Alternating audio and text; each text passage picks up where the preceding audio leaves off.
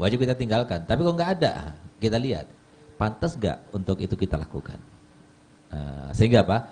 Sehingga kalau seumpama istri saya misalnya, dia chattingan sama laki-laki yang lainnya, saya tidak akan terima. Ya, itu aib itu.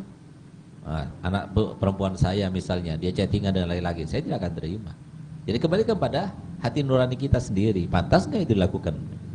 Nah, jadi walaupun dalam keadaan dalam tahapan atau dalam keadaan misalnya atau dalam ranah dakwah misalnya, dakwah walaupun dakwah istri saya mau chattingan saya tidak akan biarkan. Jadi dakwah cukup biarkan laki-laki, perempuan-perempuan. Nah, laki bisa ke perempuan, bisa ke laki.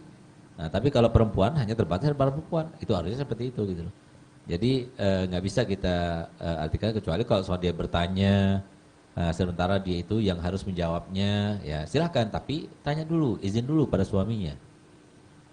Kalau semua dia itu tidak mempunyai suami, misalnya izin dulu kepada ayahnya.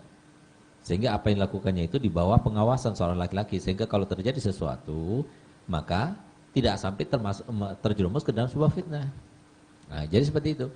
Nah, tapi kalau tidak, maka sangat tidak pantas itu dilakukan. Oleh karena itu, maka silahkan ya kita itu berinteraksi dengan lawan jenis. Kalau dalam segi taklim ya, dalam segi mengajar atau belajar, silahkan.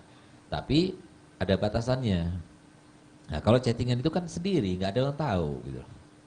Sama seperti kalau kita itu berduaan saja. Nah, sehingga Pak, kalau kita sudah berduaan, nah itu kalau semua kita tidak benar-benar beriman dan bertakwa, maka itu akan terjerumus ke dalam kemaksiatan. Karena perempuan itu sebagaimana disebutkan Nabi sallallahu alaihi wasallam, "Ma taraktu fitnatan asyadda 'ala rijali minan nisa." Aku tidak pernah meninggalkan suatu fitnah yang lebih dahsyat, lebih agung imbasnya kepada laki-laki umatku lebih daripada perempuan. Nah, sehingga jangan kita pernah merendahkan. Ya mungkin chattingan pertama kali, mungkin pertanyaan pertama kali, ya kemudian terus berlanjut akhirnya jadi masalah gitu. Nah, lebih baik kalau sudah lawan jenis, ya kita jawab sebisanya. Kalau bertanya misalnya, nah, tapi kalau seumpama laki yang bertanya pada perempuan, nggak seharusnya dia itu menjawabnya. Harusnya seperti itu, walaupun dia ustazah gitu ya. Jadi harusnya dia itu jawab yang perempuan saja, karena laki lebih banyak, ustaz laki lebih banyak, kenapa ditanya pada perempuan gitu. Nah, saya tidak pantas, tapi kalau perempuan dia tanya kepada laki-laki, ya mungkin ya itu diperbolehkan, tapi jangan sampai ada melampaui batas gitu. Nah, kalau bisa si perempuan sendiri bertanya kepada sesamanya, itu lebih leluasa baginya. Ketimbang kalau dia itu tanya kepada laki-laki yang bukan mahramnya, yang orang lain ya. Nah, karena dia pasti terbatas. Jadi bertanya itu tidak akan sebebas ketika dia itu bertanya kepada sesamanya gitu. Nah, ya, jadi seperti itu. Kemudian